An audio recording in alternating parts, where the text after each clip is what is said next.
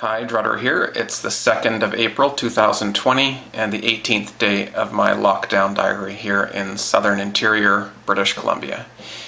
Just a little bit of news from around the world that caught my eye today, and some statistics and some information about what's going on here in my area. About 6,000 deaths per day now. That was up from about 5,000 deaths yesterday and 4,000 the day before, so we are accelerating into more deaths now per day, unfortunately. And this is now the third leading cause of death in the United States. I'm not sure about world statistics on that, but yeah, the third leading cause of death in the US, and rising fast. And there are 53,000 dead now total in the world, and 173 of them are in Canada currently. That's going up quickly. I think it was 60 or so less yesterday.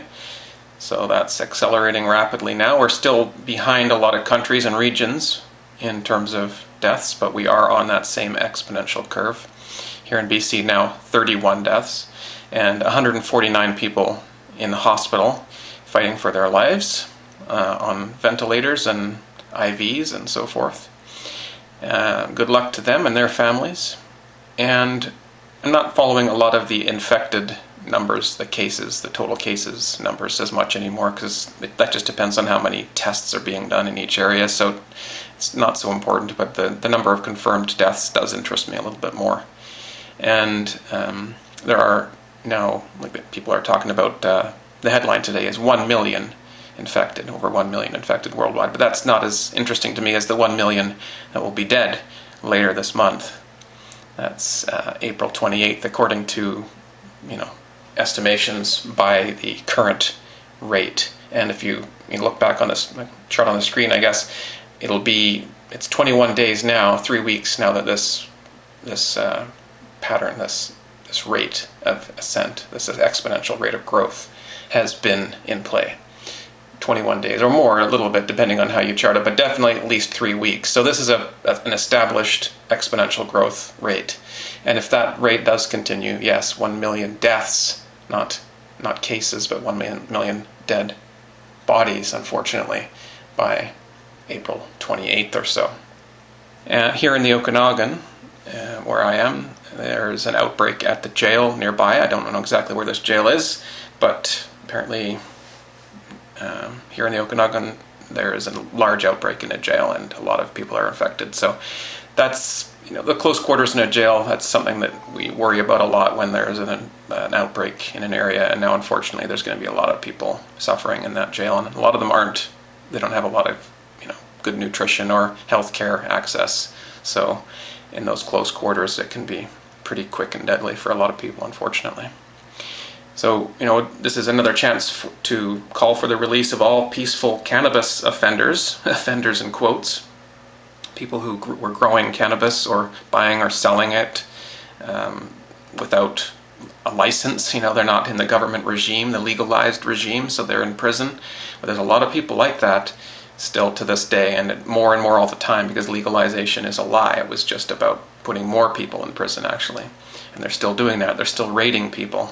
I have plants here in my house that I'm growing for medicine. They're not up to legal standards. It's not, I could get in trouble for that. I could possibly go to prison for that, just for growing medicine for my wife that's actually has a prescription for it, just because we don't have the right paperwork. So legalization is a lie. It's not legitimate, and there's a lot of people in prison right now. So those people need to be released immediately, all those cannabis offenders. And I say that sarcastically because that doesn't make any sense. There's no offense happening when people are growing, using, selling cannabis. That's the free market. That's people's personal choice. And there's no one harmed there. So, and there's other people that are peaceful in prison that can be looked at too, not just cannabis offenders, other drugs and other crimes, right? Non-crimes, victimless crimes, for example, like not paying parking tickets or something. There's people in jail for certain things like that. So we need to look at these. We're paying a lot of money to keep these people in jail, and it's not doing them any good, and now a lot of them are just going to die. It's going to be a prison for a lot of people, and we have to, that'll cost a lot of money to clean up that mess too. So that's whether we look at it from a human perspective or from a financial perspective, it's not a good idea to have these people locked up and dying in prison. That's ridiculous. Violent criminals, of course, and certain crimes, of course. But a court can decide which people to get rid of and which people to keep in jail. And that can be done fairly rapidly, I think, and that needs to be done. So I really hope that they are considering that. And the government now here is saying stay inside, and they're also saying stay in the city.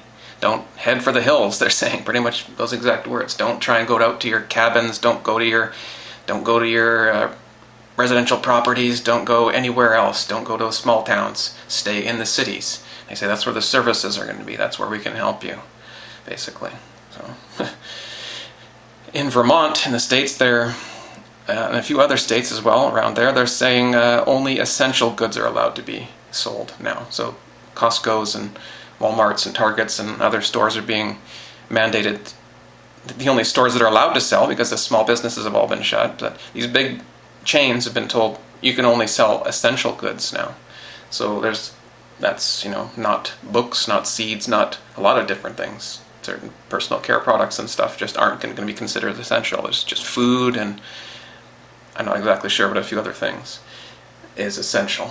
So for the government to decide what the free market is allowed to buy and sell, even in terms of just stuff like goods, household goods and stuff, that's getting really, really restrictive.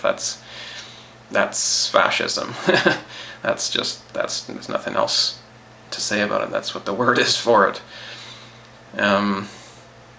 Speaking of fascism, or heavy socialism, we have $900 here coming for disabled in BC for BC residents, and that's something I talk about socialism, but that's actually welcome for a lot of people. I know that there's the disabled people in BC, including my wife and I, are living basically paycheck to paycheck at this point.